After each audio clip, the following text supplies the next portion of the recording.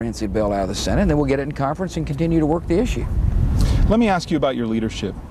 In the most recent survey, your disapproval rating is now 1 point lower than Richard Nixon's before he resigned the presidency. You're laughing, but why do you think that is? Because we're at war, and war unsettles people. We got a great economy. We've added 5.2 million jobs in the last 2.5 years. But people are unsettled. They don't look at the economy and say life is good. They know we're at war.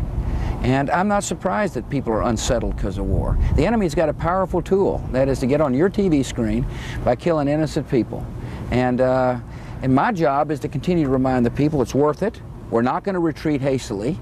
You know, we're not going to pull out of there before the job is done, and we've got a plan for victory. But they're not just unsettled, sir. They disapprove of the job you're doing. That's unsettled.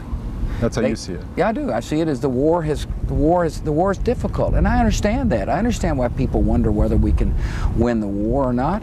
But there's a big difference between some of us who believe that we're doing the right thing and moving forward, and a group of people who want to pull out before the job is done.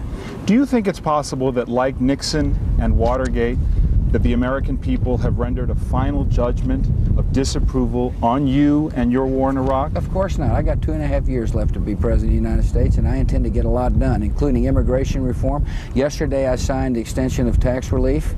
We're making good progress on cutting this deficit in half.